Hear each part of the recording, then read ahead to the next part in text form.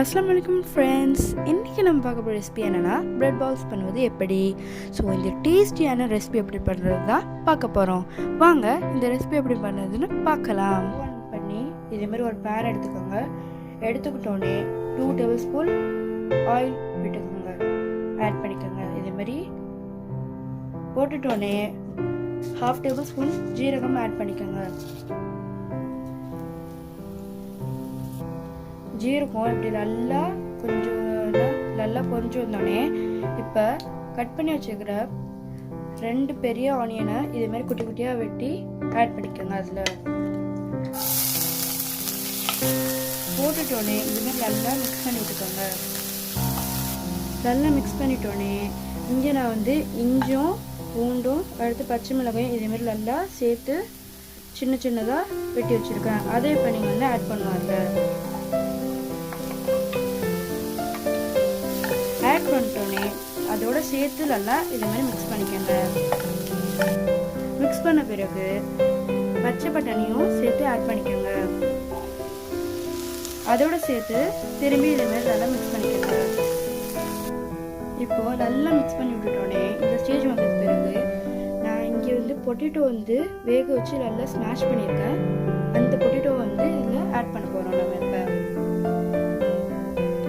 நான் இங்கே வந்து 1 பொட்டேட்டோ எடுத்து ஸ்மாஷ் பண்ணியிருக்கேன். இப்போ நம்ம அதில் சேர்த்து மிக்ஸ் பண்ண போகிறோம்.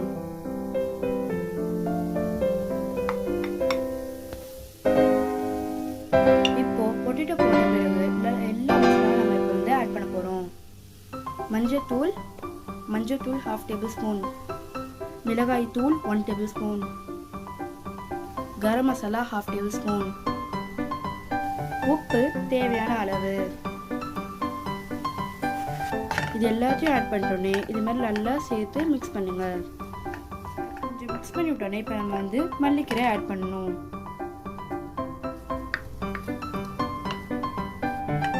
ஆட் பண்ணிட்டோன்னே இப்போ கொஞ்சம் மிக்ஸ் பண்ணி விட்டுக்கோங்க. ரெடி ஆச்சு. வாங்க பிரெட் பக்கம் போகலாம். பிரெட் எடுத்துட்டோன்னே அதோட சைடை மட்டும் கட் பண்ணி எடுத்துக்கோங்க. பிரெட்டோட சைட்ஸ்லாம் கட் பண்ணிட்டோன்னே இதே மாதிரி நல்லா பிச்சு போட்டுக்கோங்க. அந்த பிரெட்டில் உள்ளதை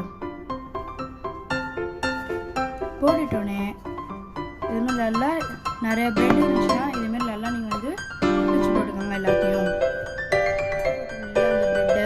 அந்த ப்ரெட்டை வந்து நம்ம பால் சேர்த்துக்கணும். நான் வந்து பால் சேர்த்துக்கிறத வந்து நான் காட்டலை.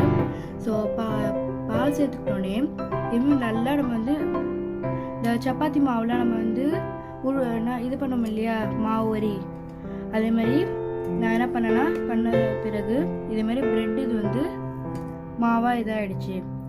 ஸோ வந்துட்டோன்னே இந்த சப்பாத்தி இதெல்லாம் நம்ம வந்து என்ன பண்ணுவோம், இந்த மாவு வந்ததுக்கப்புறம் பால் வரி நம்ம ஊற்றி வச்சுப்போம் இல்லையா, அதுதான் இந்த பிரெட் மாவில் நம்ம பண்ண போகிறோம். இதேமாதிரி குட்டி குட்டியாக பால் வரி நம்ம பண்ணி வச்சுக்கணும்.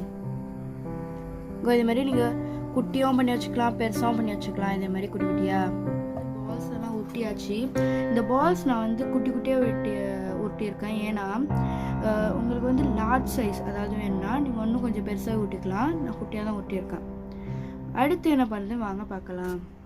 அடுத்து அந்த உருளை எடுத்துட்டோன்னே அது கையில் வச்சு இதே மாதிரி கையில் இது பண்ணிக்கோங்க. ஏன் பண்ணிட்டோன்னே ஸ்டஃபிங்ஸ் வந்து அதில் இன்சைட் இது பண்ணுங்க, உள்ள வந்து இது பண்ணுங்க.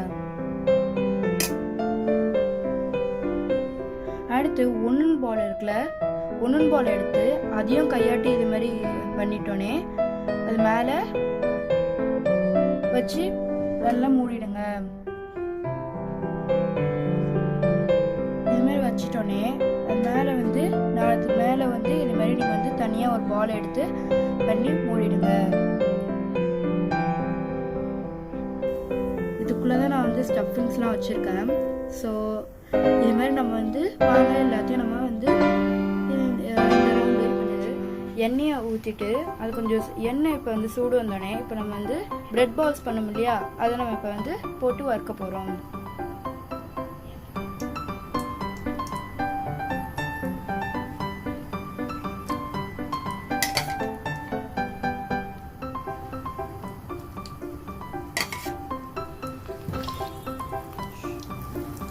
இதே மாதிரி நல்லா எல்லாத்தையும் போட்டு வறுத்துக்கோங்க.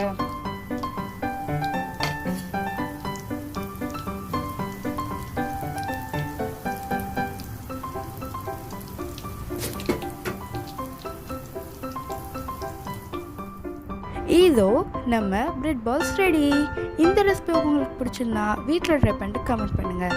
இந்த வீடியோ உங்களுக்கு பிடிச்சிருந்தா லைக் பண்ணுங்கள், ஷேர் பண்ணுங்கள் அண்ட் மறக்காமல் ஹாஃபிரா சப்ஸ்கிரைப் பண்ணிட்டு மறந்துடாதீங்க. அண்ட் பக்கத்தில் இருக்க பெல் ப்ரெஸ் ஐக்கானை ப்ரெஸ் பண்ண மறந்துடாதீங்க.